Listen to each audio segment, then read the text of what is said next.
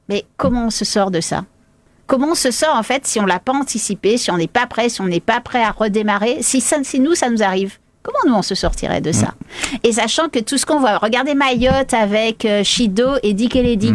C'est un bel exemple parce que Dick Kennedy a été moins violent que Shido, mais Dick Kennedy a été accentué par le fait que les dégâts de Shido n'ont pas été ramassés et ont par exemple obstrué des rivières. Du coup, ça a fait, Dick Kennedy a envoyé beaucoup d'eau, ça a fait monter les eaux et ça a créé des inondations beaucoup plus fortes. Donc ça veut dire qu'il faut anticiper, comme vous dites, un plan. Peut-être qu'il aurait fallu ramasser. Il faut anticiper la répétition et puis se poser une question.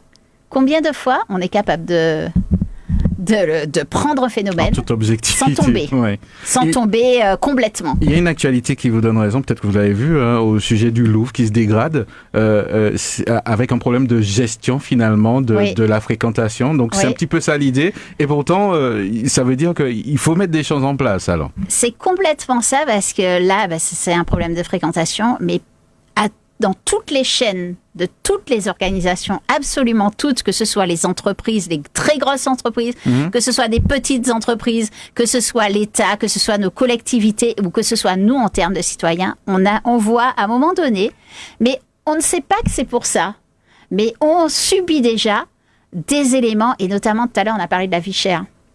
La vie chère, alors l'origine, c'est pas du tout le climat, mais le fait que les différentes crises climatiques s'enchaînent à travers le monde font qu'il y a des affaissements de récoltes et que les prix augmentent encore plus.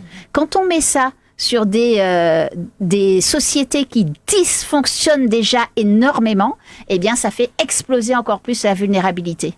À l'échelle de la Martinique, il y a des choses qu'on peut quand même faire. Est-ce que aujourd'hui vous avez l'impression que ceux qui décident et dirigent commencent à prendre en compte ce genre de problématique? Alors, je vais vous poser une question. Est-ce que je me suis autorisée à vous poser une question? Oui, allez-y. Est-ce que vous, des décideurs sont venus ici, vous parlez ils ont fait telle chose parce qu'ils ont anticipé qu'il y aurait tel problème sur le climat ou telle dérive sur le climat? Et je vais vous retourner à la question. Est-ce que, alors pas vous spécialement, mais est-ce que dans la télé, est-ce que dans la presse, vous entendez souvent ce genre de questions ou dans les discours? Ne serait-ce que prenons les discours des vœux. Prenons les discours de nos décideurs politiques en Martinique, là, récemment, des vœux.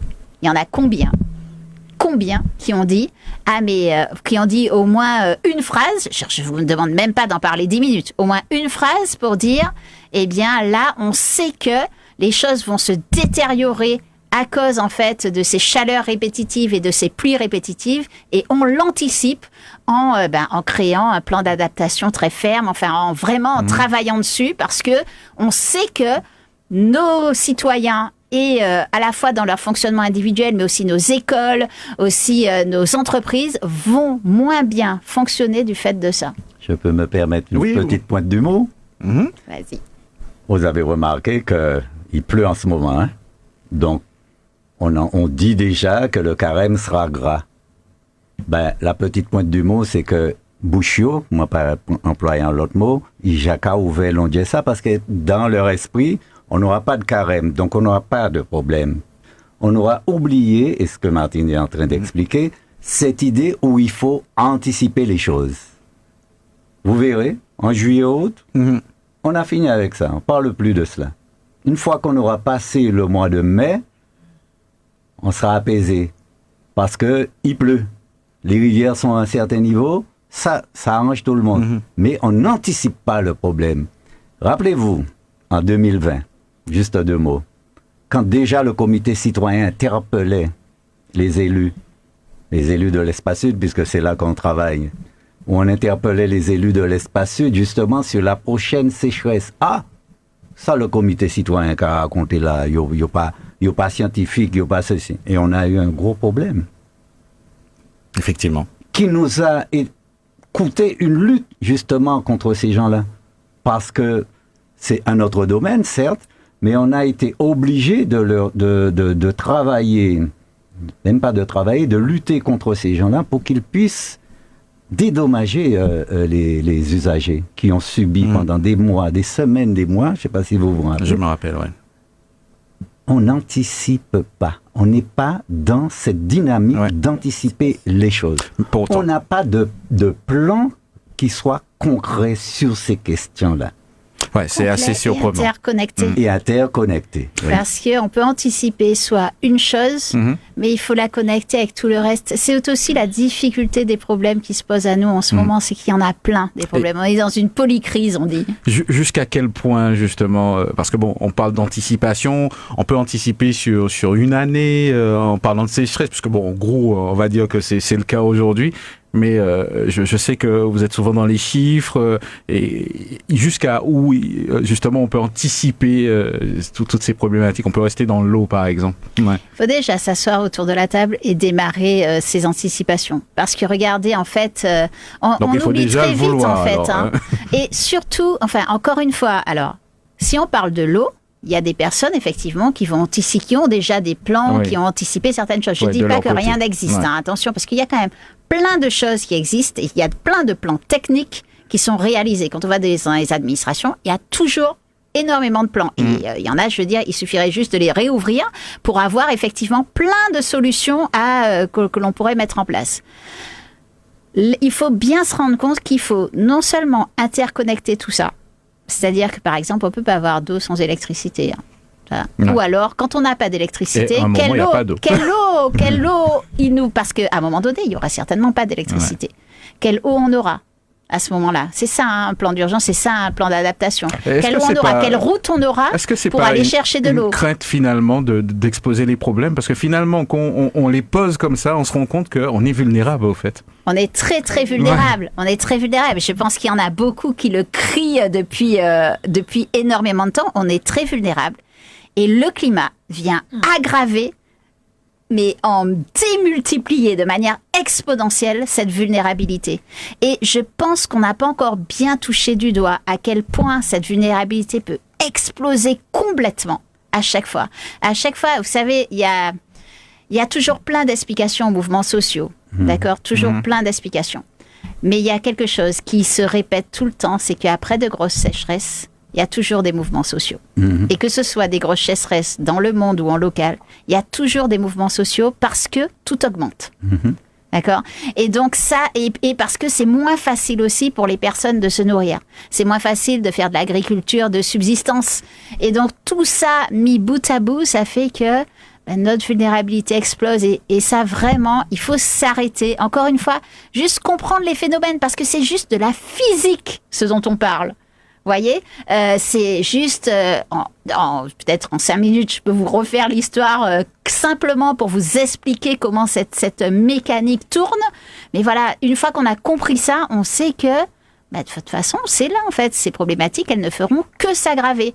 Donc vraiment, s'arrêter et se demander, effectivement, comment est-ce qu'on construit tous ensemble avec des multi-acteurs. Aussi, c'est pas histoire que chacun fasse son plan de son côté. Ouais. Est-ce qu'on peut faire une analogie avec la disparition du trait de côte? Vas-y. Oui, tout à fait, en fait. Écoute, en fait, c'est bien sûr. Alors, peut-être ce serait bien que je vous réexplique l'histoire. Est-ce que vous me donnez 5 minutes pour réexpliquer l'histoire? Nous sommes là pour ça. On va faire de la pédagogie, c'est important. Super. Ouais. Alors, nos activités humaines. Donc, tout ce qu'on déroule au quotidien pour faire tourner notre économie. Pour le faire, on a besoin de ce qu'on appelle des énergies fossiles. Les énergies fossiles, il y en a 3. C'est le pétrole, le gaz et le charbon. Ces 3 énergies, vous savez pourquoi on les appelle fossiles? On les appelle fossiles parce qu'il y a des millions et des millions et des millions d'années, c'était du vivant, comme vous et moi, fait de carbone, comme vous et moi, qui sont morts, qui ne se sont pas décomposés, qui ont été enfouis sous terre ou sous mer, et avec la pression et des millions et des millions et des millions d'années, ça a donné ces poches parfaites de carbone. Et nous, on ne met pas des millions d'années à les sortir. On les sort en dizaines d'années. On les sort très très vite, et quand on les sort, pour les utiliser, on les brûle. Au moment où on les brûle, tout le carbone qu'elles avaient mis bien du temps à mettre sous terre, instantanément, il ressort dans l'air. Collé à l'O2, ça fait le CO2. Le CO2 qu'on appelle le dioxyde de carbone, qui est un très puissant gaz à effet de serre. Alors, qu'est-ce que c'est en fait un gaz à effet de serre? Un gaz à effet de serre, c'est un gaz qui va retenir la chaleur sur Terre. Ces gaz à effet de serre, la vapeur d'eau par exemple, c'est un gaz à effet de serre. ces gaz à effet de serre ont d'abord permis la vie, l'émergence de la vie sur Terre.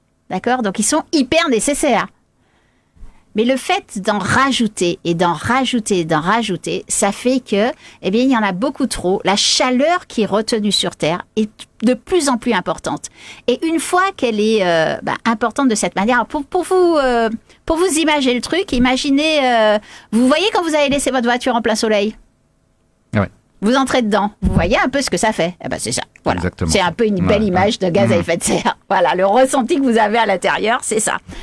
Alors, une fois qu'on a fait ça, en fait, une fois que la chaleur, elle reste piégée sur Terre, elle doit être absorbée par les grands écosystèmes de la Terre. Et en très très grande majorité, elle est absorbée par nos océans. 90% de la chaleur qui reste piégée sur Terre est absorbée par nos océans. 91% exactement. 3% va taper sur la glace, donc tout ce qui est glacier, calotte glaciaire, banquise, ça va taper sur la glace et la faire fondre. 5% va être absorbé par les sols et venir assécher les sols. En asséchant les sols, eh bien, ça fait du mal à tout le vivant, tous les arbres qui essayent de puiser au sol, mais aussi tout ce que nous, on a posé au sol. Donc, tout ce qu'on a posé au sol, quand ça s'assèche, ça a tendance à se rétracter et donc ça va avoir tendance à se fissurer.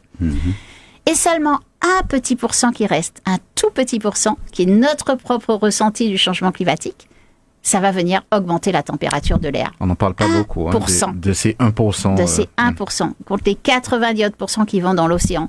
Et derrière, il faut comprendre qu'il y a des phénomènes qui sont partis. Donc, le coup est parti pour l'augmentation de la température de l'eau. C'est-à-dire que toute cette énergie qui est absorbée par l'océan, toute cette chaleur qui est absorbée par l'océan, ça fait monter la température de l'océan. Quand l'océan est plus chaud, quand l'eau est plus chaude, mécaniquement, elle prend plus de place. On dit qu'elle se dilate, elle prend plus de place. Quand les glaces fondent, elles arrivent aussi à l'océan plus vite et donc ça fait également monter les eaux. Donc ça, ce coup-là, la montée des eaux, c'est un phénomène qui n'est pas réversible à court terme. Il n'est pas réservé à échelle humaine, d'accord ? Nous, on va voir la montée des eaux sur des centaines, voire des milliers d'années. Il y a une autre chose qu'il faut comprendre qui est très très importante. C'est que je vous ai dit que les océans sont plus chauds. L'atmosphère est plus chaude. Donc, il y a plus d'évaporation au niveau des océans. S'il y a plus d'évaporation, si vous imaginez, ça fait plein de gouttelettes d'eau qui montent dans notre atmosphère. Et une fois qu'elles sont dans notre atmosphère, elles se condensent. Et donc, elles sont plus nombreuses. C'est-à-dire, pour 1 degré en plus, il y a 7% de vapeur d'eau en plus en moyenne.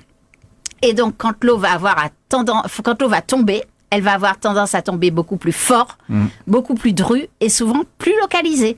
Et comme l'eau est en cycle, on boit du pipi de dinosaure, ça fait qu'à côté de ça, il y a des périodes de sécheresse beaucoup plus fortes et beaucoup plus intenses. Vous voyez ce que je vous ai dit là ? C'est juste de la mécanique. Ça veut dire que ces phénomènes-là, plus notre océan est chaud, plus notre atmosphère est chaude, plus ils vont se répéter de manière très très forte. Donner des incidents comme Valence, par exemple, comme les incendies que connaissent actuellement Los Angeles, comme les aggravations de la puissance des cyclones que connaît tout l'océan Atlantique, etc. Et tout cela a un impact sur nos côtes, parce qu'on en parle beaucoup aujourd'hui. La montée des eaux, qu'est-ce que ça fait en fait ? Parce qu'on parle, vous savez, il faut se souvenir d'un truc, c'est que tout ça, c'est emmené par les scientifiques. Donc, ils traduisent la remontée des eaux en disant, effectivement, ça va augmenter de quelques millimètres, etc. Derrière, c'est des centimètres, voire des mètres de plages côtières qui disparaissent ou de terres côtières qui disparaissent et qui sont englouties. Alors, il y en a au fur et à mesure. Et puis, il y a des phénomènes qui arrivent et on voit qu'on est souvent, par exemple, en alerte vague submersion au niveau de Météo France. On est souvent... de plus en plus, depuis les 2 dernières années. Exactement. Ouais. Et du coup, on voit bien que l'eau, par à coup, reprend un peu plus de place. Et prépare sa place. Alors, c'est vrai qu'à un moment donné, sur certaines plages, on peut voir qu'elle redescend un peu, à un moment donné, après de grandes tempêtes, mais jamais autant qu'elle ne l'était auparavant. Le diamant en est un bel exemple. Les salines en sont un exemple que trop parlant. Le prêcheur.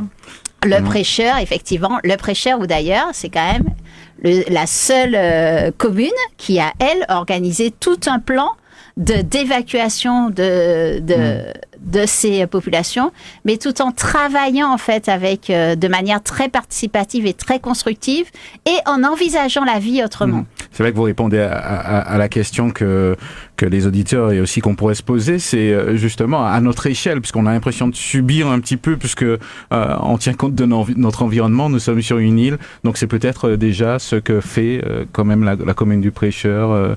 C'est un peu anticipé. Bon, c'est pas une grande anticipation, mais elle est évidente. Elle est énorme, hein. Ouais. C'est énorme. Alors je vais vous dire pourquoi c'est énorme, parce qu'il a été en rupture de ce qu'on fait habituellement.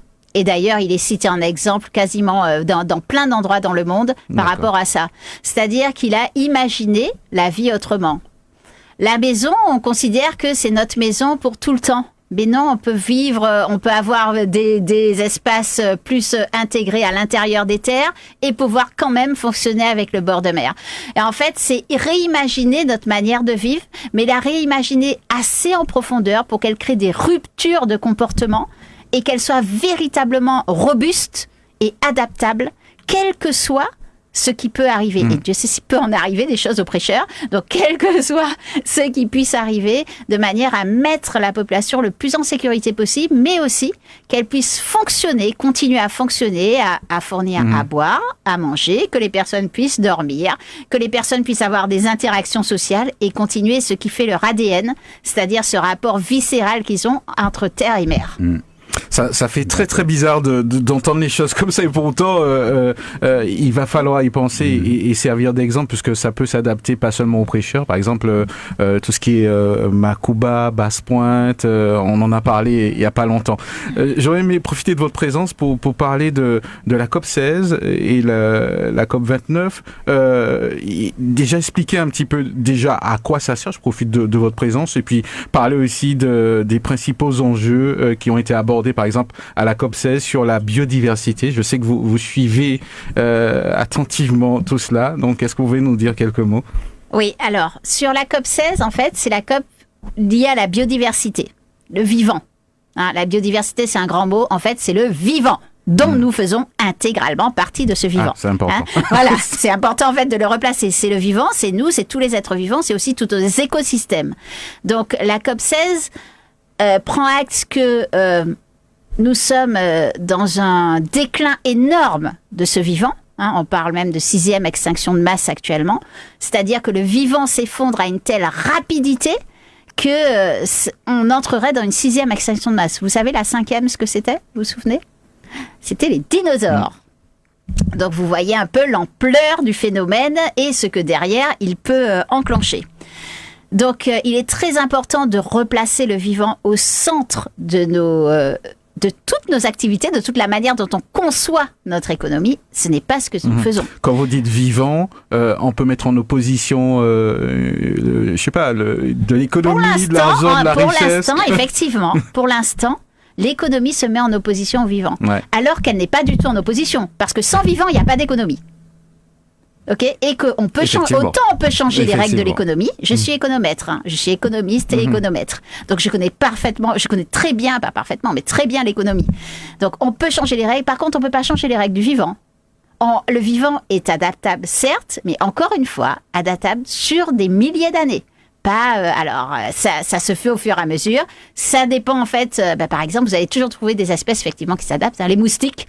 Ils se sont super bien adaptés. Hein. Les méduses, on a des océans gélatineux. Hein, donc on va toujours arriver à trouver des exemples. Dit mais non, vous avez tort parce que non, en grande moyenne, le vivant tel que nous met du temps à s'adapter. Les écosystèmes, pareil. Alors quand on dit écosystème, par exemple, on peut imaginer chez nous la mangrove, les herbiers, les barrières de corail. Vous voyez, on voit tous l'idée des coraux dans la mer, les herbiers dans la mer et la mangrove. Voilà, ça, ce sont 3 écosystèmes qui doivent fonctionner complètement entre eux, qui ont à la fois une fonction énorme de vie, d'apport de vie, puisque ce sont des nurseries, ce sont là que naissent et s'épanouissent et viennent frayer plein d'espèces, mais ce sont aussi des espaces de protection des côtes. C'est-à-dire qu'une bonne mangrove va protéger les côtes, des bons herbiers vont participer également à protéger les côtes, pareil pour les coraux. Ce sont également des lieux de filtration, c'est-à-dire que toute l'eau polluée qui descend de nos terres passe par les mangroves, passe par les herbiers et par les coraux, est filtré et donc arrive un peu moins pollué dans les mais ça veut dire en même temps que ces écosystèmes donc absorbent notre pollution, elle ne disparaît pas, elle est bien absorbée et stockée à des endroits et fait dysfonctionner. Le fait que on abîme ces espaces, ça fragilise énormément de choses, donc ça fragilise tout ce que j'ai dit, mais ça fragilise aussi tous les cycles de vie, et notamment le cycle de l'eau, désolé de la remettre au centre. C'est la vie. Exactement. Dès qu'on fragilise le vivant, on vient fragiliser le cycle de l'eau, on vient fragiliser le cycle du carbone. Je vais vous prendre un exemple. On se dit, ok, on a bien compris tout ça, alors ce qu'on va faire, c'est qu'on va écraser cet endroit-là, on va planter des arbres de telle espèce. Bon, ça fonctionne pas. C'est des monocultures de forêt qui ne fonctionnent pas du tout parce qu'on ne fait pas fonctionner. On a juste planté des arbres. On ne fait plus fonctionner tout le vivant, le sol, le carbone, l'eau, l'ensemble du vivant ils fonctionnent juste en interaction, ils sont juste collés et ça ne fonctionne pas. Et donc la COP16, son idée, c'est de remettre le vivant au centre, à la fois pour les États, pour les entreprises et pour les citoyens. Donc elle essaye d'avancer à ce sujet, c'est lent parce que là ils n'ont pas pu obtenir des accords, des éléments très chiffrés d'ailleurs, et ça est sorti, ce sont plutôt de grandes idées qui en sont sorties. Ça a le mérite d'exister. Chaque chose qui existe fait avancer le débat, mais il ne faut pas se dire que parce que ça existe, le problème est réglé. Pas du tout. Il y a des défis justement majeurs qui ont été évoqués. Par exemple, je suppose que vous en avez entendu parler, le 30-30, protéger 30% des terres d'ici 2030. Est-ce que c'est réalisable? Comment vous voyez ça? Alors, protéger, c'est sanctuariser. C'est se dire, en fait, on ne touche plus. On ne touche plus. Par exemple, c'est ce que le Costa Rica a fait. On ne touche plus, alors je crois que c'est 30% au Costa Rica, on ne touche plus 30% et ça a fonctionné en fait, ça a remis la vie. Mais quand on dit qu'on ne touche plus, ce sont des écosystèmes collés et c'est pas on ne touche plus, mais on a quand même le droit de faire ça. Ce qu'on fait d'ailleurs avec les aires marines protégées actuellement, c'est de dire, la France est très très forte pour ça, pour dire là, ok, c'est protégé, mais les chalutiers, ils ont le droit de passer. Bon. On voit que c'est vraiment... Alors, c'est non seulement des règles de protection, mais en plus de vivre ensemble, de vivre avec et de vivre en symbiose. C'est vraiment tout un autre rapport avec notre environnement, mais un rapport qui n'est pas... Enfin, en Martinique, il n'est pas si loin de nous que ça, ce rapport. C'est ce qu'on avait avant. Et c'est ce qu'on a encore dans certains endroits, en fait. Un rapport viscéral, un rapport de vie, un lien fort avec la terre, la nature, un lien où on a besoin de voir la mer, on a besoin d'être dans l'eau, on a besoin des rivières. En fait, tout ce lien-là, on doit le retrouver. Et effectivement, ce serait vraiment intéressant que les États arrivent à ces fameux 30%. Ils n'ont pas mis d'échéance, en fait. Ils n'ont pas mis, effectivement, à partir de quoi ils partent pour arriver à 30%. Cette idée à la Martinique? Eh bien oui, on pourrait largement l'adapter et peut-être même aller plus loin même, mais effectivement déjà protéger 30% de notre environnement, calculer effectivement et arriver à se dire, on sanctuarise. Alors il y a déjà des entités qui s'occupent de la protection de certains espaces, mais encore une fois, il faut les connecter et à la fois se dire que à certains endroits, on ne touche plus. Mais ça signifie aussi qu'en amont, on fait attention. Si en amont, on envoie du glyphosate, si en amont, on envoie toutes sortes de pesticides, comme le nombre effrayant de pesticides qu'il y a dans nos rivières, mais on ne peut pas y arriver. Alors, comment vous décrivez justement, on va revenir un petit peu à la Martinique, ça tombe bien, ça aurait pu être ma première question, mais elle tombe bien aussi. Comment vous décrivez le niveau actuel de sensibilisation au changement climatique en Martinique? Ah ouais, oui, il y a du travail. Je me souviens ma collègue à côté. Ah oui. Alors, très concrètement, quand nous, on va dans les stands, donc quand on va dans des manifestations organisées par des personnes, qu'on touche des personnes qui passent par là, qui ne viennent pas, enfin, qui ne sont pas venues pour notre stand, quoi, qui ne sont pas venues pour des raisons environnementales, on voit quand même qu'elles découvrent. D'accord ? Donc oui, et à chaque fois qu'on fait des ateliers, on en fait beaucoup en entreprise, on en fait en collectivité, la plupart des gens ressortent de là en nous disant mais on découvre complètement. On ne savait pas, on n'avait pas conscience en fait de ce qui était en train de se passer. Est-ce qu'il y a des obstacles, justement? Qu'est-ce que vous rencontrez en général? Oui, il y en a des obstacles. Alors, le déni, c'est-à-dire qu'on n'a pas envie de savoir.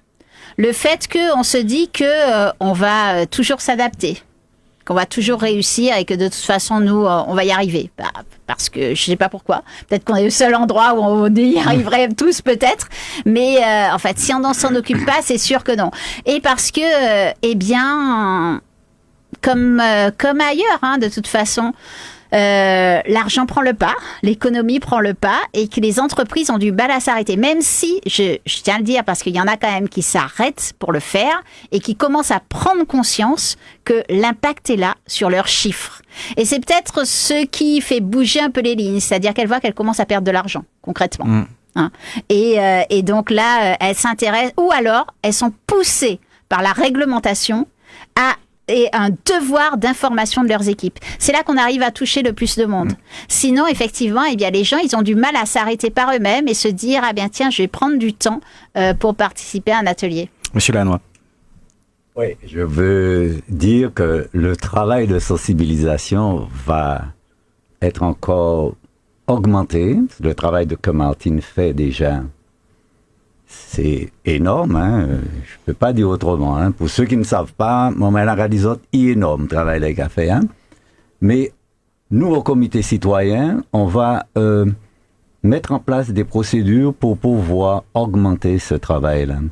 Et je peux tout de suite déjà faire appel aux différents maires, pas du Sud seulement, mais de la Martinique, que nous, au comité citoyen, allons prendre contact avec eux pour mettre en place des actions très spécifiques concernant le travail qui est donné. Je dis bien donné parce que c'est pas un travail qui est rémunéré.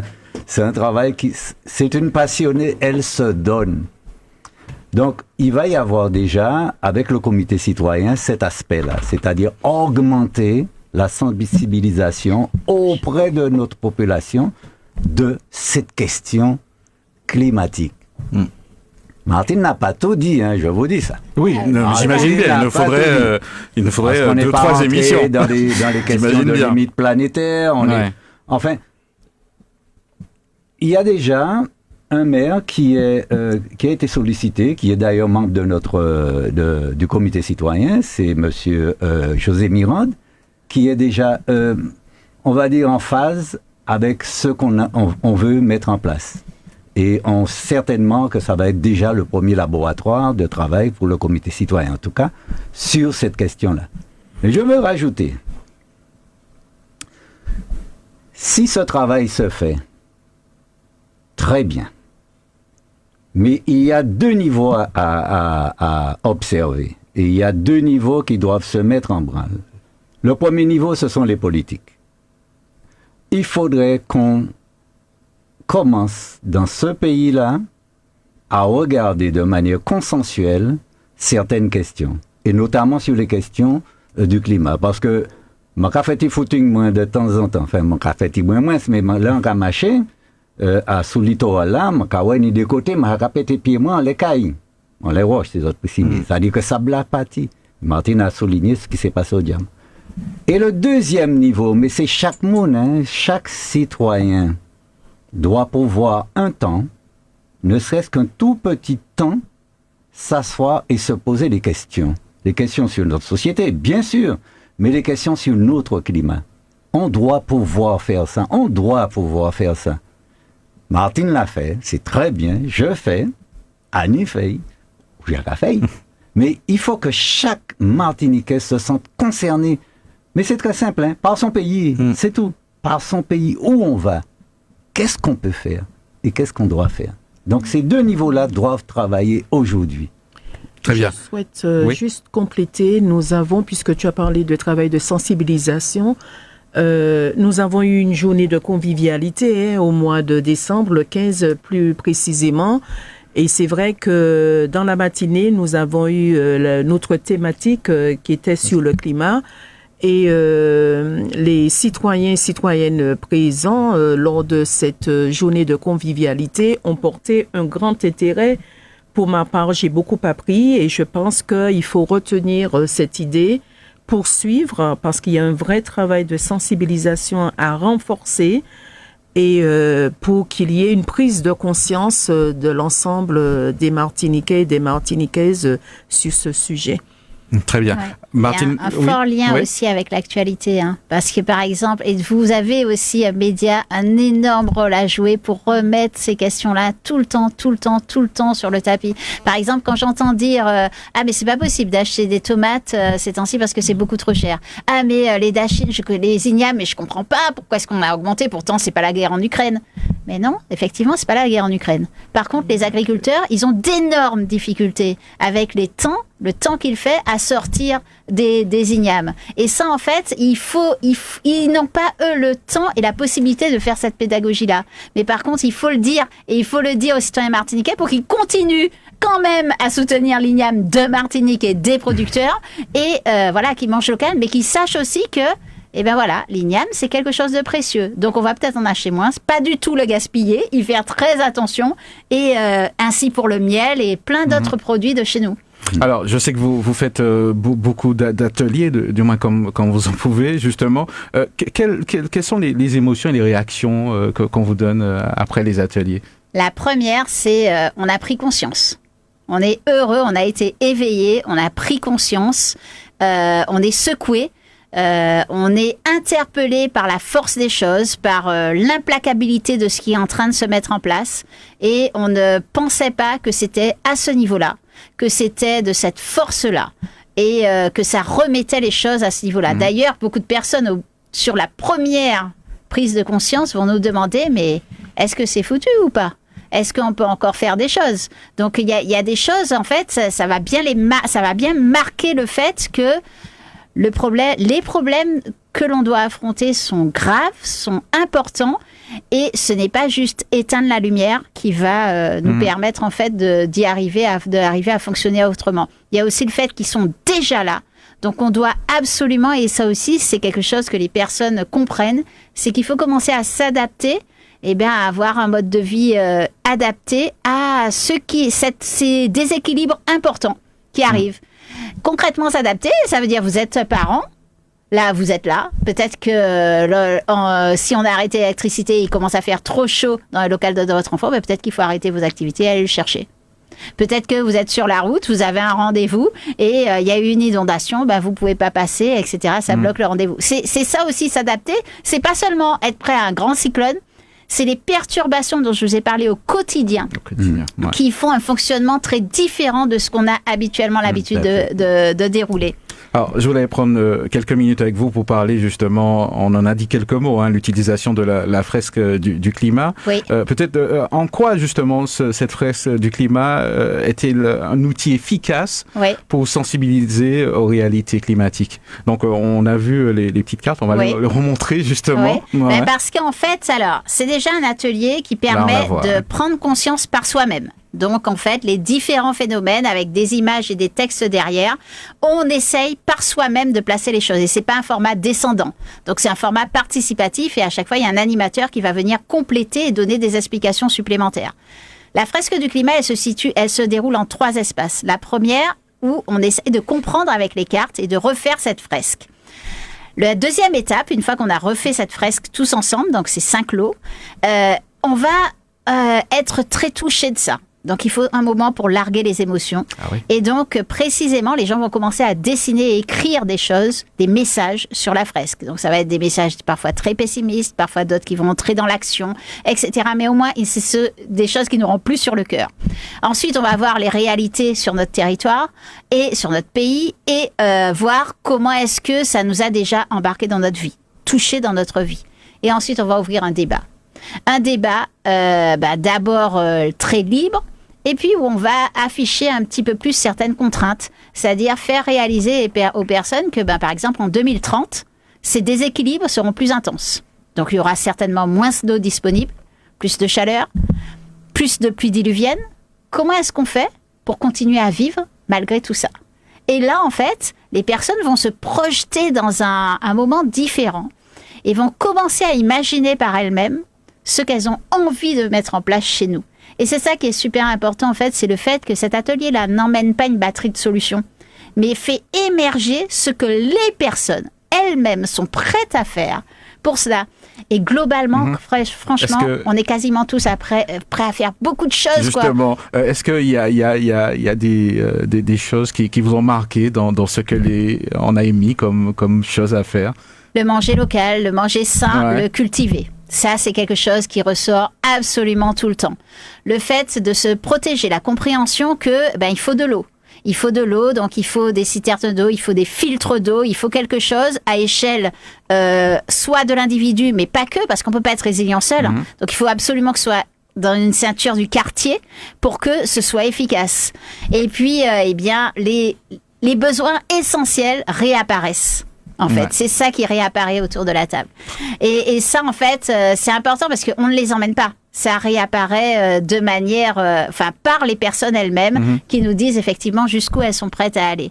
Et en fait, dans ce débat-là, là où il faut bien comprendre, c'est qu'on va suffisamment bouger les personnes selon le temps qu'on a. C'est-à-dire, soit on fait une demi-journée, soit on fait une journée, parfois on fait 2 journées, pour qu'elles aillent de plus en plus loin. Parce qu'il faut bien comprendre que ce sont des pensées en rupture. Vous parliez tout à l'heure de la COP16. L'IPBES, qui est l'organisme pour la biodiversité, a sorti fin décembre un rapport extrêmement important sur lequel ils remettent en avant 2 choses. Et pourtant, on n'en a quasiment jamais pas entendu parler, mais la première des choses, c'est qu'il faut arrêter de penser ces crises l'une à côté de l'autre. Il faut absolument remettre en lien les questions santé, les questions air, les questions climat, les questions alimentation et la question eau. Absolument les repenser ensemble. On ne doit pas avoir un plan alimentation d'un côté, un plan eau de l'autre, un plan climat de l'autre, etc. Tout ça, ça doit être pensé ensemble. C'est la première chose. La deuxième chose qu'ils réécrivaient, mais encore avec plus de force parce que ça venait dans leur première conclusion, c'est que tout ça, ça exige des réformes en profondeur. S'il n'y a pas de réforme en profondeur, ces systèmes-là bougeront si peu que le climat continuera à se dégrader et que l'impact sur notre santé et sur notre air et sur notre eau et sur le vivant sera absolument désastreux. Ça veut dire que nous, on est au milieu de toute cette chaîne. Cette air qui passe par les arbres, on le respire. Cet air qui transite par l'eau, cette eau qui transite par les rivières, il est bien dans notre corps. Et demain, dans le corps de nos bébés, c'est exactement ce sont les mêmes molécules d'eau. Donc en fait... Exactement. Donc c'est des choses qui doivent être vraiment pensées ensemble. Là, quand vous me parlez du déni, on est quand même au cœur d'un débat très fort pour notre pays sur la vie chère. On n'a jamais entendu ces questions climat sur ce débat, alors qu'elles vont venir aggraver, mais amplifier et plus on laisse des inégalités extrêmes comme on nous les connaît chez nous perdurer, et plus sera très mauvais, très difficile pour nous et pour nos concitoyens. Donc, Donc ça veut dire que l'appel est lancé. Justement, j'allais en parler avec vous, Monsieur Lannoy. Je voulais juste souligner, faire une toute petite parenthèse. C'est une petite parenthèse, on n'aura pas le temps d'en parler, mais je voulais souligner qu'il va falloir qu'on soit aussi assez vigilant pour les 4 ans à venir, parce qu'on a un président, Monsieur Donald Trump, pour ne pas le nommer, qui vient de signer la sortie des États-Unis des accords de Paris. Là, il va falloir qu'on soit, nous aussi, assez vigilants là-dessus. Oui. Alors, je disais, donc, il va falloir envisager, vu la gravité de la situation, donc pour celles ou ceux qui comprennent réellement, monter justement en puissance, si je puis dire, en termes de sensibilisation. Oui, vous aviez fait un appel au maire à l'instant. Est-ce que aujourd'hui vous sentez que réellement il y a une demande, on vous contacte, vous ouvrez les portes? Non, dites simplement les choses. Disons simplement, mais méchamment. Non, ils n'en ont pas grand-chose à faire. Et ils s'en occupent pas. C'est pas le sujet, en tout cas là, de leur préoccupation. C'est pas ça. D'autant que il y a 1 an et demi encore à tenir pour passer à autre chose. Donc, c'est pas dans leurs préoccupations. Alors, je suis méchant en disant que simplement, je ne dis pas que nos élus ne travaillent pas. C'est pas dans cet état d'esprit que nous sommes. Je dis que sur des sujets où il faut être dessus, il faut travailler. Là, on n'a pas la préoccupation. Donc des vous, problèmes. occulter cette problématique, c'est vraiment être en dehors de la réalité ou de l'avenir. Je ne dis pas qu'ils ne sont pas au courant, Ouais. mais je dis que dans la manière dont nos problèmes sont traités ici, on est soit à côté ou soit on n'est pas dans... J'explique ma question. Est-ce que ça veut dire qu'aujourd'hui, tout citoyen lambda conscient devra absolument chercher, même localement, la part, on va dire, d'investissement, de priorité? Oui, mais c'est ce que j'ai dit tout à l'heure. D'accord. Il faut absolument... Ah oui, non. Là, il y a deux niveaux. Il y a le niveau politique et puis il y a le niveau de l'individu. Il faut...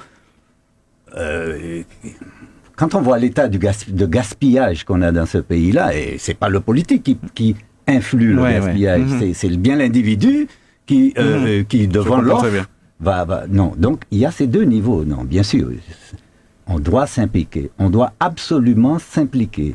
Je rappelle que souvent on a l'image, nous sommes un tout petit pays, mais nous c'est Grendiria qui a dans ce sac-là. Si nous tirons, le sac-là, il va plein. On doit aussi se dire, parce que c'est vrai que les politiques, même la France, les grands États, ils sont engagés dans une course dans laquelle c'est difficile de revirer. Et il faut absolument se dire que si eux n'y arrivent pas, nous, on doit y arriver parce qu'on a envie de vivre en fait. On a envie que notre quartier, il fonctionne. Donc, comment est-ce que notre quartier fonctionnerait même s'il n'y a pas le reste. Bien sûr. Donc en fait, le fait que Trump fasse ça, ok, mais derrière, pour notre quartier, en fait, c'est pas lui de toute façon qui va faire en sorte, il va juste pousser à graver les choses encore plus vite. Donc oui, mettons-nous au travail encore plus fort pour que ce laïanage, et justement ce laïanage qui existe déjà dans nos quartiers, il y a quand même plein de choses qui sont faites entre les jardins partagés, entre les ressources partagées, les échanges, les trocs, etc. On sait faire ça, on sait mettre ça en place. Maintenant, il faut l'amplifier. Il faut donner de l'argent et des moyens aux personnes qui font répliquer les choses, faire des ceintures de résilience comme ça sur toute la Martinique à échelle du quartier et encore parfois à échelle séparée par quartier parce que il faut pouvoir marcher pour aller trouver et l'eau et la nourriture. C'est des choses basiques auxquelles il faut revenir. Alors, on va saluer Alain-Claude Lagier qui nous a rejoint. Je suppose qu'il suivait attentivement le débat, un débat qui vous parle certainement. Bonjour, bienvenue. Bonjour à tous, bonjour au comité citoyen, bonjour à Madame Lheureux. Et merci de m'accueillir parce que c'est une invitation, je réponds à une invitation du comité. Alors je suis très content d'être là. Non, j'ai écouté, tu l'as dit attentivement, j'ai retenu des choses, j'ai retenu que les choses se passent devant nous tous les jours, Madame Lheureux l'a dit, et puis on fait semblant de ne pas voir. On est là, on continue à vivre comme avant, et je crois qu'il y a urgence, et c'est pour ça que j'ai tenu à être là, c'est important d'être là, et de se battre pour ça. Et nous avons des idées dans la matière. Il y a des petites choses simples. On a des images. On vous enregistre aujourd'hui, Alain-Claude Lagier. Donc ça veut dire que demain, on remettra les images de ce que vous dites aujourd'hui. Je t'invite à le faire. Je t'invite à le faire. Non, mais il y a des petites choses simples au niveau de l'eau, il y a des petites choses simples qu'on peut accompagner au niveau de la population. Sauf que Laurent Lanois l'a dit, on ne sent pas cette volonté. Alors, à contrario, je vais dire qu'en étant membre de la commission environnement, notamment à l'espace sud, il y a des choses qui se font, il y a un travail qui se fait sur le plan climat, etc., le PAT, le plan alimentation, etc. Il y a des petites choses qui se font. Il y a quand même une prise de conscience. Mais on se rend compte que ça ne va pas assez vite. Et je veux vraiment remercier et féliciter Madame Lheureux pour sa pédagogie. Parce qu'en fait, il s'agit presque pas de nous, parce que nous, on voit les prémices de ce qui se passe, mais c'est surtout les prochaines générations qui doivent prendre ce sujet à bras le corps pour pouvoir le traiter, parce que on a l'impression d'être face à un rouleau compresseur, tu sais, il y a une machine qui avance et puis tu essaies de venir à contre-courant pour essayer de limiter la casse. Mais c'est compliqué, donc il faut l'énergie de tous. Donc c'est pour ça que je crois que je suis là et que je veux être le militant de cette cause-là. Est-ce que ça veut dire, Alain-Claude Lagier, puisque vous êtes habitué justement aussi à militer, à défendre des causes, on pourrait imaginer de créer une antenne finalement, parce que ça, le problème est si grave qu'on pourrait imaginer qu'il faudrait carrément créer une structure, peut-être même gouvernementale, où on revient chez nous localement pour pouvoir justement apporter des solutions, même consultativement parlant ou... Oui, je crois qu'on demande plus de responsabilités. Tous les élus martiniquais, oui, la responsabilité, c'est ça. C'est effectivement, comme tu dis, créer davantage d'outils qui pourront permettre que nous, notre territoire, en dépit de la direction que prend parfois le monde, tu as parlé de Trump, ou même la France qui timidement fait des choses, en dépit de ça, je crois que localement, nous pouvons être force d'initiative et mettre en place des choses qui vont permettre comme je dis, de ralentir ou de freiner. On aura du mal à faire en sens inverse parce que le combat est difficile, mais il est important d'agir. Le plus important, c'est d'agir et de ne pas rester dans une action, regarder le train passer et les choses se faire. D'agir maintenant. Oui, c'est vrai. C'est vrai que vous êtes d'une commune qui reflète bien, on va dire, cette problématique. Finalement, on n'a pas le choix. Je sais pas si... On n'a pas le choix. On n'a pas le choix. Il faut être offensif. Il faut être... Tu sais, il y a un ami qui me disait... il est musicien. Il me disait qu'on a beaucoup de défenseurs de la musique traditionnelle, mais on n'a pas suffisamment d'attaquants. Et je crois que ça, c'est une image qu'il faut retenir. Il a raison. On défend, mais est-ce qu'on est offensif? Il faut être attaquant sur ce problème du climat, ce problème de l'environnement de manière générale. Et moi, je veux être de ceux-là. Et donc, c'est la raison de ma présence ici aujourd'hui. Très bien. C'est vrai que je sais que vous intervenez, Martine Leroux, bien souvent auprès des jeunes. Ça aussi, c'est important que cette jeunesse-là grandisse déjà avec ces éléments, puisque finalement, la Terre, on laissera, c'est eux aussi l'avenir. Alors, il y a deux choses. C'est clair que la jeunesse, c'est hyper important et on doit effectivement lui donner la vérité. Et on lui doit la vérité quant à ce qui est en train, les vérités quant à ce qui est en train de se passer. La deuxième des choses, c'est que je suis pas aussi optimiste que vous dans la mesure où vous dites on verra peut-être pas ce qui est en train de se passer. Quand on regarde les crises en cours, si on regarde les derniers incendies à Los Angeles, il y a des gens qui ont péri brûlés. D'accord ? Et malheureusement, si on regarde sur les 2 dernières années, eh bien, les catastrophes climatiques commencent à se chiffrer en termes de décès, de morts humaines, et bien sûr de morts du vivant. Alors, c'était habituel avant dans des pays plus lointains, et c'était moins habituel dans les pays dont on se sent le plus proche, mais maintenant, on voit que c'est absolument partout. Donc, et si vous voulez, j'ai une belle image, en fait, mais elle est un peu cash. Est-ce que vous voulez que je vous la donne ? Moi, je veux bien, tout ce qui cache, tout ce qui est lié à des vérités. Ok, très bien. Alors, je vais vous la donner. Elle n'est pas de moi, elle est d'un scientifique et c'était après les inondations de Valence. En fait, elle disait cela, voilà. Elle disait, écoutez, imaginez-vous une vague, en fait, qui arrive depuis le haut, assez puissante, et qui déferle dans la rue. Si vous vous trouvez au milieu de la rue, si la vague est trop forte, personne n'a de chance. Si elle arrive à un niveau, vous avez le temps de la voir arriver, vous êtes adulte, en bonne santé, vous pouvez courir et vous accrocher à un lampadaire. Et c'est d'ailleurs ce qui a sauvé la vie de pas mal de personnes à Valence, de courir et de s'accrocher à un endroit. Par contre, si vous êtes enfant, vous ne pouvez pas. D'accord ? Et c'est en ça que l'on dit et que l'on sait que les enfants sont d'abord les plus vulnérables à ce qui est en train de se passer.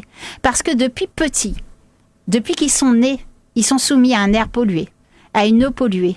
Ils sont soumis à des chaleurs très fortes. C'est-à-dire que toutes leurs activités se situent exactement. On n'a rien bougé encore, vraiment comme horaire. Donc tout ce qui est leur sport, toutes leurs activités et tout, c'est souvent sous un soleil beaucoup plus fort, à des conditions qui se dégradent sans que pour l'instant, on n'ait pas adapté beaucoup de choses. Donc et ils sont soumis aussi à une alimentation. Nous, on a eu la chance quand on était petits d'avoir une alimentation très saine. Qui est de moins... Maintenant, on l'a si on l'a choisi. Ouais. D'accord ? Mais si on s'en réfère à l'alimentation dominante, on ne l'a plus.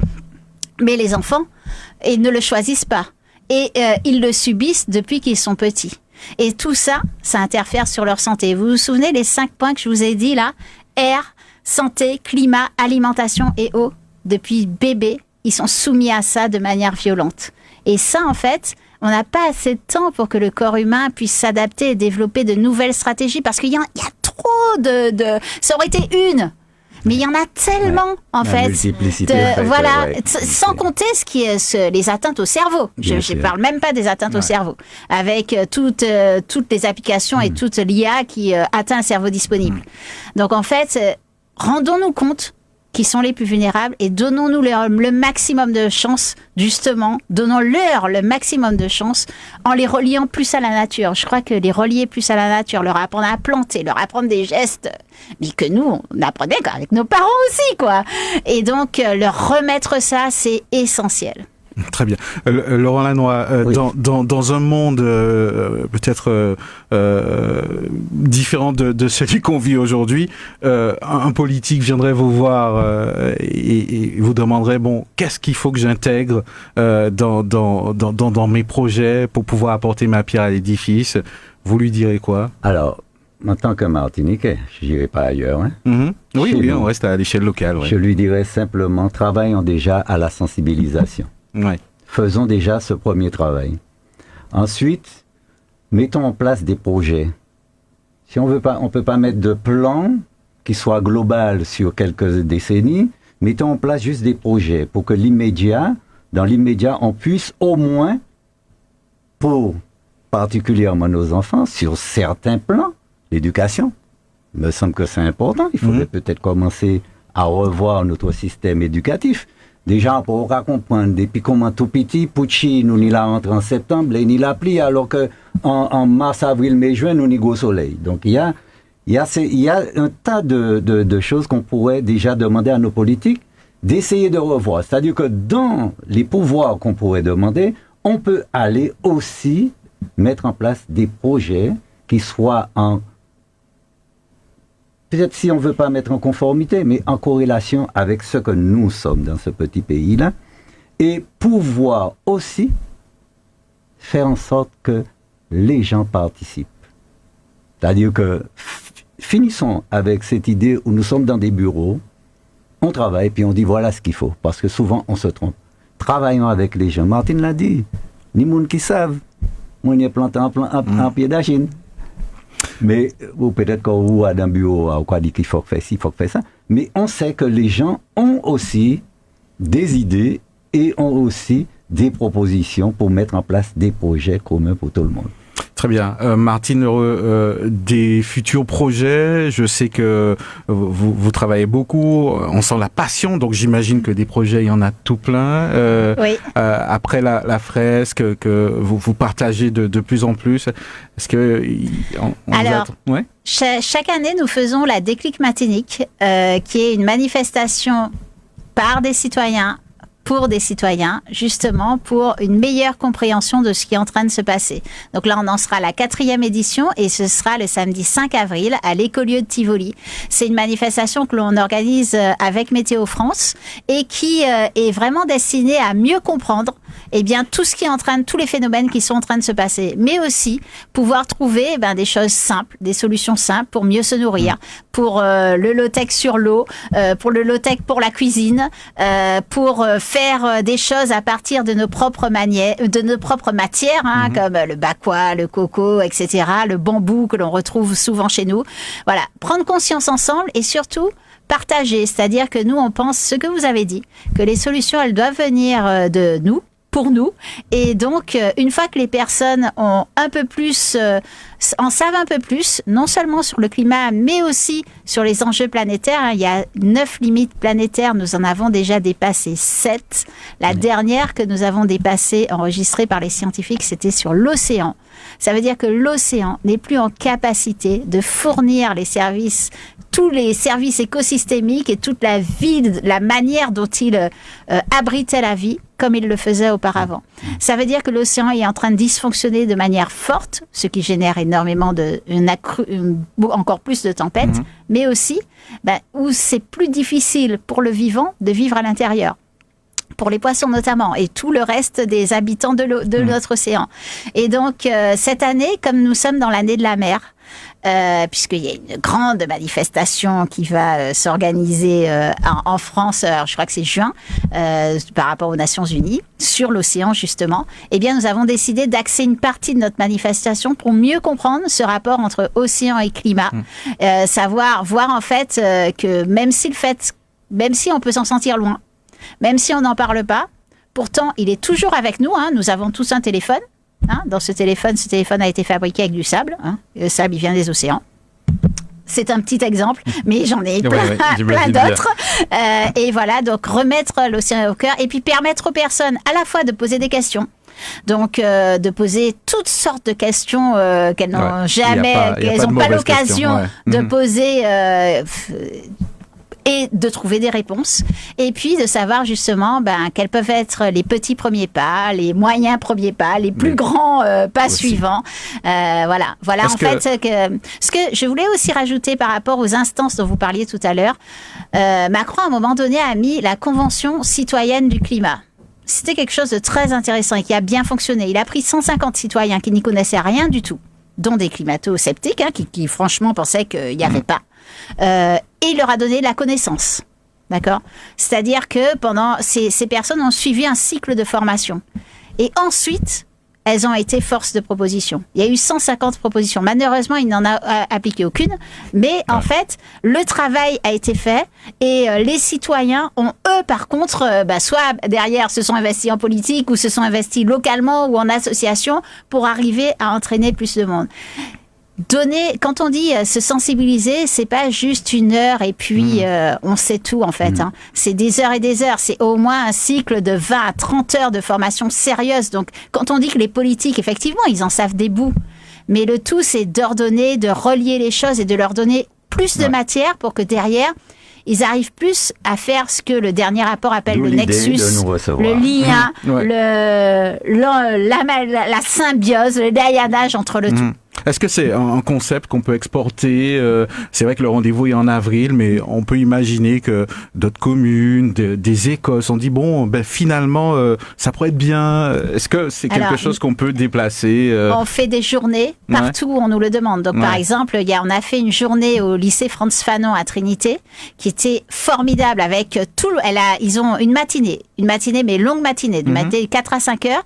Elle a sanctuarisé le moment. Donc le moment n'était que pour ça, tout le monde était libéré pour ça, et elle a demandé aux professeurs et à l'équipe administrative et l'équipe en logistique, etc., de venir et de participer. Donc des cuisiniers se retrouvaient avec des profs qui se retrouvaient avec ceux qui s'occupent des finances, etc. Tout le monde s'est retrouvé ensemble pour comprendre et phosphorer sur la suite. Ça fait que là, ils sont rentrés vraiment dans une démarche assez profonde que tout le monde comprend mieux aussi. Perçoit mieux, donc des avancées parce que elles ressortent des idées propres de ce qu'émettent les personnes. Et effectivement, ça, on le fait à toute échelle. Donc c'est quelque chose qu'on peut multiplier. On le multiplie dans les collectivités. On a organisé des journées à la CTM. On n'en a pas organisé beaucoup malheureusement, mais ça a déjà le mérite d'exister et on peut les organiser absolument partout où on nous le demande. On a aussi, alors, quand elles sont organisées par du public, par des entités, bien sûr, sont des journées financées, mais nous avons aussi organisé des journées entièrement citoyennes. Par exemple, lors de la COP 21, la COP 26, c'est avec Anguille à la Fla, nous avons organisé une journée entièrement citoyenne avec 30 personnes. Et là, tout le monde était bénévole, volontaire autour de la table. Et pendant une journée, en fait, je vous jure que ces personnes ont ressorti à la fin de cette journée, mais ça pourrait être un plan politique sans problème pour une feuille de route pour la politique. Donc en fait, on voit que dès qu'on donne de l'information aux personnes, implique le citoyen, il ressort des choses formidables en fait et qui fonctionnent quoi. C'est des bons sens qui parlent et les citoyens. Alain-Claude Lagier, je vois que vous suivez attentivement. C'est très inspirant pour l'avenir. On voit qu'il y a du potentiel. Les idées sont à l'intérieur de chacun. Finalement, il faut juste trouver des outils pour les faire sortir. Et surtout passer des idées aux actes. Ouais. C'est surtout ça. C'est surtout ça. C'est surtout ce lien qu'on ne trouve pas parce que les Martiniquais sont très, productif en termes d'idées. Il y a beaucoup d'idées, il y a beaucoup de choses qu'on peut faire. Sauf qu'à l'arrivée, il y a peu de choses qui sont mises réellement en œuvre. Donc moi, c'est l'un des combats qu'il faut qu'on mène pour que le citoyen soit plus impliqué dans la vie, effectivement, de la cité. De toute façon, c'est une demande aujourd'hui. C'est une demande, ça c'est clair. Tout le monde veut participer. On ne veut plus laisser le politique seul à décider. Oui. Donc ça s'entend. Tant mieux. Maintenant, il suffit pas de consulter le citoyen et de ne rien faire après. Il faut utiliser. Ça c'est un bon débat. On a eu un cas comme cela. Je vais pas trop rentrer dans les détails avec l'extension du TCSP. Où on a invité la population et puis on a entendu tout le monde. Et pour que nous-mêmes, citoyens, nous nous entendions dire que oui, finalement, c'est très bien d'avoir dit tout ça, très bien, vous vous êtes exprimé, mais finalement, bon, nous avons des techniciens, nous avons des gens qui sont là pour ça, et donc, on va faire. Je peux vous dire, ça a fait un petit bruit et un brouhaha. On n'a pas compris ce qu'on était venu finalement chercher dans cette réunion. TCSP, extension jusqu'au sud. Voilà un exemple justement de participation citoyenne accrue, mais suivie des faits. C'est important. Très bien. Alors, on arrive presque au bout de ce rendez-vous. Oui, pratiquement. Alors, ce qu'on va faire justement, on va en profiter. On a parlé déjà d'une date à venir, donc en avril. Peut-être un message que justement je retrouve le nom justement de Madame Annie. C'est bien ça. Voilà, Jean-Christophe. Voilà, un message que vous auriez aimé donner justement à la population, aux auditeurs qui nous écoutent, après justement avoir discuté de parler de tout cela, qu'est-ce que vous auriez aimé leur dire justement par rapport à toutes les thématiques qu'on a abordées aujourd'hui? Je pense que lorsqu'il y a comme ça des manifestations ou des journées qui s'organisent, qu'ils puissent se déplacer pour venir y participer, parce qu'on a vraiment besoin de leur présence et ils ont de quoi amener pour pouvoir justement alimenter tout ceci et permettre justement qu'on puisse en tout cas, il faut réellement cette prise de conscience. Et cette prise de conscience se fera par la sensibilisation, par toutes les journées qui se mettront en place, par tout ce que... Et parce qu'on a quand même Martine Lheureux qui est une passionnée, mais qui a ce sens de la pédagogie et qui parvient quand même à bien faire comprendre cet enjeu climatique. Et nous sommes tous concernés. On voit bien dans le quotidien les changements qui s'opèrent. Et donc, pour revenir sur la journée qui a lieu avec le Comité du Sud, citoyen du Sud, le 15, j'étais vraiment ravie de voir, il y avait quand même, c'était interactif, et ça c'est très important. Il suffit pas de donner un savoir, de venir dispenser comme ça un savoir et que l'auditoire est à l'écoute, mais qu'il y ait cette participation, et comme ça les gens partent de là ayant bien intégrer des notions et commencer justement à faire ce début de chemin dans leur quotidien, même à faible échelle, une petite échelle, et poursuivre vraiment là. Je crois qu'il y a un enjeu là et il y a urgence à agir. Peut-être un peu la même question, Martine Lheureux. Oui, alors je voudrais rajouter une date peut-être. En fait, effectivement, on a des ateliers citoyens qui se déroulent souvent. Et le prochain, c'est le 5 février. Donc, mercredi 5 février à l'écolieu de Tivoli. Alors, on vient juste de le monter. Donc, on n'a pas mis encore en place le système, en fait, la liste pour s'inscrire. Mais vous allez retrouver les éléments sur notre site www.stratégierésilience.com. Et donc, nous allons, vous allez pouvoir, en fait, vous inscrire sur ça. Et effectivement, nous allons habituellement, nous mettons des dates citoyennes assez régulièrement. C'est vrai que c'est très difficile à remplir et que là, je pense qu'on a vraiment un élan franchement où on se sent plus accompagné, plus aidé. Donc là, on va recommencer à remettre des dates plus régulières parce que, le fait de communiquer, si vous nous aidez à la communication, c'est sûr que des personnes viendront. Et nous, on donne beaucoup d'énergie dans les ateliers. Je vous assure que de remplir les ateliers, c'est énormément d'énergie, même s'ils sont des ateliers citoyens. Et puis, bien sûr, toutes les entités qui veulent le réaliser peuvent s'adresser à nous. Et ce que je voudrais dire aussi, c'est que je remercie beaucoup ce partenariat, ce laïanage vraiment entre nous, entre notre entité, parce que en fait, ne pas se sentir le seul. Déjà, je ne suis pas seule. C'est toute une équipe aussi avec moi. On est une vingtaine d'animateurs en capacité d'animer sur ces ateliers. Donc, on est quand même de plus en plus nombreux à vouloir se former et passer l'information sur cela. Et on n'a pas que la fresque du climat, on a aussi d'autres ateliers en fait sur des enjeux comme l'eau, l'alimentation, etc. Mais avec la même sorte de pédagogie. Donc voilà, on est plusieurs à agir, on veut frapper le plus fort possible et donc merci beaucoup de nous avoir accueillis aujourd'hui et merci beaucoup officiellement de ce partenariat avec le Comité citoyen du Sud parce que c'est immense, c'est immense pour nous. Alors Alain-Claude Lagier, je sais que de votre côté, ces thématiques, vous y travaillez déjà. Aujourd'hui, j'imagine que c'est un engagement encore beaucoup plus fort. Je l'ai pris publiquement, donc je n'aurai pas le choix. Non, mais c'est important, c'est l'une des causes les plus importantes là aujourd'hui, parce qu'on ne se rend pas compte des conséquences à court terme, vous l'avez dit, et puis à long terme pour les générations à venir. Lorsque vous mettez des enfants sur la terre, c'est pas pour les voir souffrir demain. Donc on a tous intérêt à s'y mettre. Avant de terminer, je voudrais quand même revenir sur le début. On revient au début, puisque Laurent Lanois a parlé de l'eau avec l'Espace Sud, et simplement dire que cette semaine, nous étions en bureau et en conseil communautaire, nous avons traité une question sur l'eau.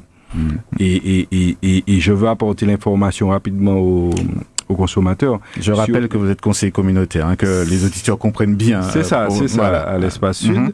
Et encore un problème, mais qui ne vient pas de nous, c'est que l'État, bien sûr, les énarques, les polytechniciens qui sont, on le sait, qui connaissent tout, eh bien, on sortit un texte, je ne sais pas si tu es au courant, Monsieur Lanois. Non, pas encore. Parce que toi, tu te bats pour diminuer le prix de l'eau. Ils ont sorti un texte pour réaugmenter la diminution que tu vas obtenir. Oui, alors j'en ai parlé justement au début. Oui, j'ai entendu, mais là, ils ont sorti un texte qui va faire effet inverse.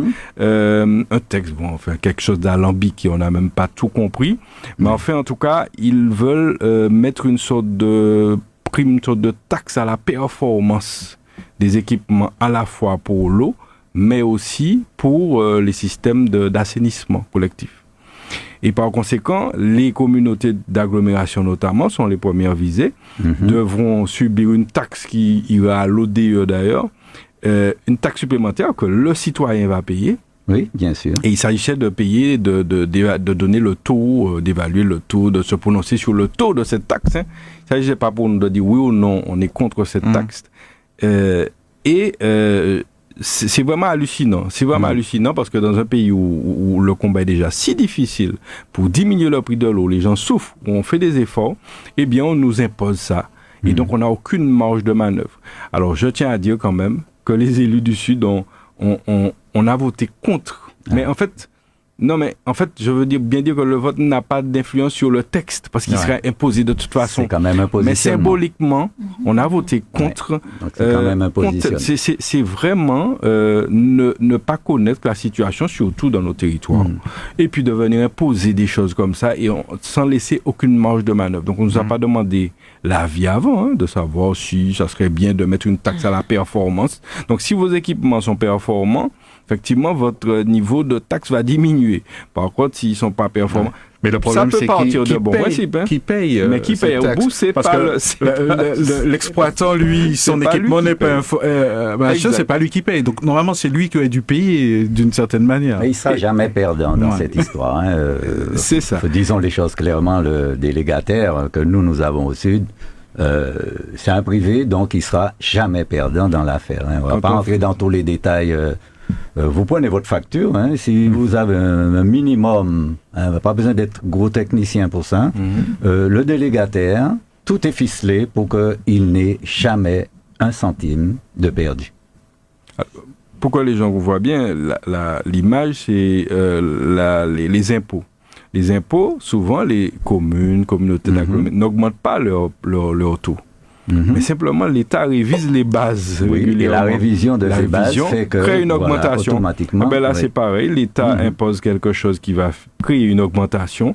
Et donc, on n'a aucune marge de manœuvre là-dessus. Et ça va être dramatique parce que l'eau, je vais annoncer le prix de l'eau potable là, il n'y a pas très longtemps, 3,06 €. Ça veut dire qu'on va passer à combien de pourcentage, je ne sais plus. Donc, on va passer à 0,03, etc. Bon, on va passer à 3,10 peut-être. Non, mais alors, c'est vrai que ils réfléchissent en ce moment, on réfléchit à l'espace sud aussi à une manière de compenser ça par la suite. Oui, il faut trouver le moyen de contourner. Il ne faut pas que l'eau augmente, ça c'est non négociable. C'est vrai que si on regarde les choses sans allonger le débat, parce qu'on est presque au bout, avec les yeux de Madame L'Heureux, si on prend les choses dans la globalité, je crois que je commence à être un bon élève. C'est-à-dire, si on prend les choses dans la globalité, on appauvrit la population, c'est vrai. Donc, on met les finances avant la vie, avant les gens. Avant la vie, avant les gens. C'est vraiment exactement ça. Sans anticiper que, par exemple, à un moment donné, le problème principal sera, est-ce qu'il y aura de l'eau ? Oui. Et c'est là où on devrait mettre, c'est là où voilà, exactement. Donc en fait, c'est vraiment, on ne va plus répondre aux besoins essentiels. On répond à des besoins court terme, économistes, etc., où on cherche à y faire des équilibres budgétaires, comme vous dites, penser de très loin, qui s'appliquent chez nous, mais on ne va pas à l'essentiel. C'est-à-dire que le système tel qu'on le voit là, on peut tout à fait dire que c'est perverti. La manière dont ça fonctionne, c'est un système qui est perverti. Donc, on le change ? C'est peut-être ça. On le change. Mais là, c'est une autre question. Alors, pour terminer, Anne-Claude Lagier, en message de fin, juste avant de donner la parole à M. Lannoy, qu'est-ce que vous auriez aimé dire à cette association, on va dire Félicitations. Courage et compter sur mon accompagnement autant que possible en passant à la radio ou en faisant autre chose. Là que j'appelle ma carte, monsieur Lannoy, tu ne m'as pas encore proposé, tu es un bon commercial. De prendre ma carte. Il s'attendait peut-être que... Non, on a dit au début, on a précisé au début que le comité citoyen n'est pas... Vous savez, on ne va pas aiguillonner les gens. Oui, il faut que ça soit une boutade, bébé. Une démarche, volontaire. Tu viens au comité citoyen, il n'y a pas de problème, tu es volontaire. Tu as une compétence, on a le cas devant nous, Martine L'Heureux. Tout à fait. Et on travaille. Non, tout à fait. Comme vous s'en élu, mon cas vieux de lui, puis c'est moi déjà de lui en d'autres occasions, je précise à tous les élus que nous sommes dans notre démarche quand nous sommes contradictoires au travail. Donc on dit au pas fâché, nous refait travailler nous. Ah non, il ne faut pas qu'il y ait fâché, qu'on soit contre nous, qu'on leur porte la contradiction. C'est notre démarche, c'est la démarche citoyenne. C'est une contribution. Sinon, c'est pas la peine. Tout à fait. Attends, alors moi, c'est camarade. Non, si nous sommes amis, nous pouvons manger un petit bouchette ensemble. Mais non, là, on est dans une démarche citoyenne. Donc, il est normal que le citoyen puisse apporter la contradiction aux élus. Même si, même famille, moi, on doit pouvoir le faire parce qu'on a des vies, on a des gens, on a des enfants, on a des seniors qu'il faut regarder, on a des jeunes qui sont sur le bord de la route, qu'il faut aider dans leurs projets. On ne dit pas ça assez. On ne les incite pas à avoir des projets et dire, si tu as un projet, voilà, nous sommes derrière toi. Non. Donc, on est dans notre rôle quand on porte la contradiction aux élus. Donc, je le dis. Non, mais je suis 100% pour ce système participatif. Pourquoi? Encore ce matin, tous les jours, je rejoins un monde qui dit, moi, je ne peux pas voter encore, je ne peux pas intéresser à rien encore. Pourquoi? Parce que les gens sont simplement dégoûtés. Et si tu les invites à participer justement davantage, je pense que par la suite, ça va faire les gens reprendre confiance en ce qui devrait être la politique. Je ne jette pas la pierre parce que lorsque je vois certains comportements, certaines choses en politique, je comprends que les gens soient dégoûtés. Je comprends. Maintenant, c'est à nous, ceux qui viennent, ceux qui sont là, de faire le nécessaire pour réintéresser, donner l'engouement et quoi de mieux qu'en participant, en mettant le citoyen au cœur de l'action publique. Et je le redis encore, comme au début je l'ai affirmé, j'ai dit qu'on travaille avec tout le monde. Ouais. On travaille avec tout le monde. On a déjà eu des séances de travail avec le maire de Saint-Joseph qui est un maire de droite. On a déjà eu des séances de travail avec des maires autonomistes. C'est-à-dire que l'étiquette politique ne nous arrête pas. Nous travaillons avec tout le monde. Nous travaillons sur des actions, des questions qui sont consensuelles. Loi, c'est un problème. La vie chère, c'est un problème. Donc, il n'y a pas de raison de ne pas pouvoir travailler ensemble là-dessus.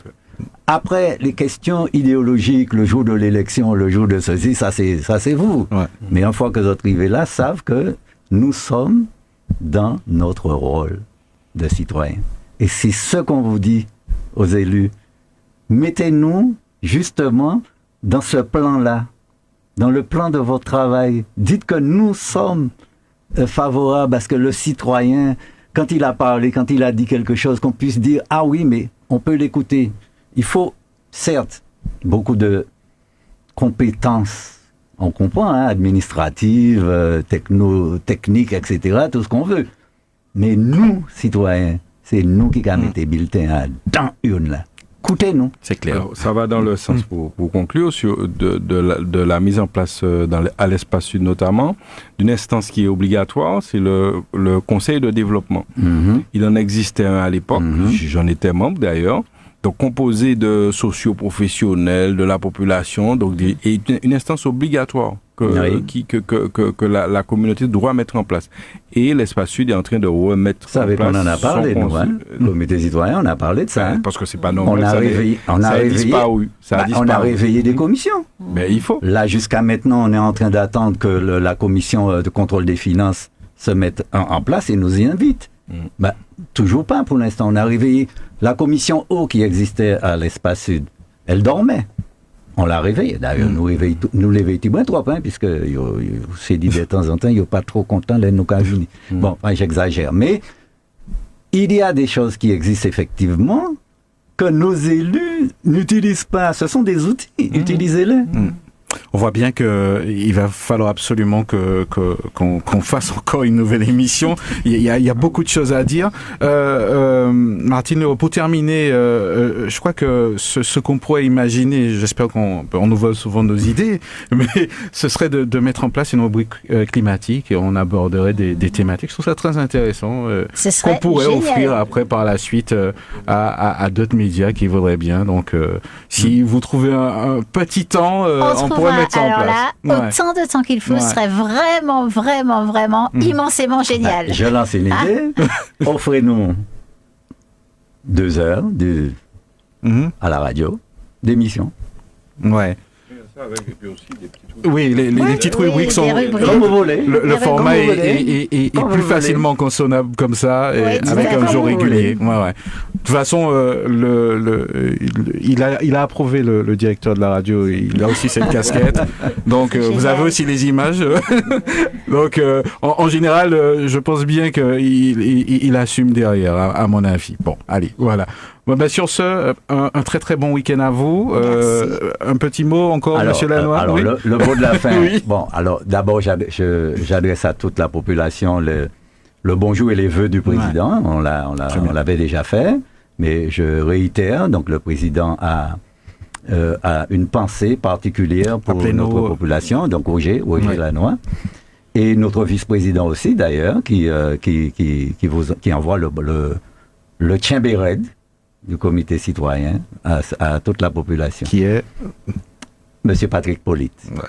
Alors, je veux quand même dire aux citoyens, le comité citoyen du Sud a sa porte ouverte. Vini ouenou. C'est sûr que on ne traite pas spécifiquement d'affaires ou de questions individuelles. Mais ça nous arrive. Mais vini ouenou, vini renseigner les autres, vini informer les autres en les travail comité citoyen. dans peu de temps, on va mettre en place avec Martine une commission qui va certainement donner plus de visibilité au travail qu'il faut faire sur la question donc du climat. Et donc, vous pouvez venir y participer, quelles que soient les compétences que vous avez, venez. C'est l'appel que je lance, venez. Adhérer ou pas, ça c'est pas la question, mais venez nous voir. Je donne un numéro de contact, c'est le 06 96 81 53 19. Vous appelez, on vous répond. Et très souvent, ça sera moi qui vais vous répondre.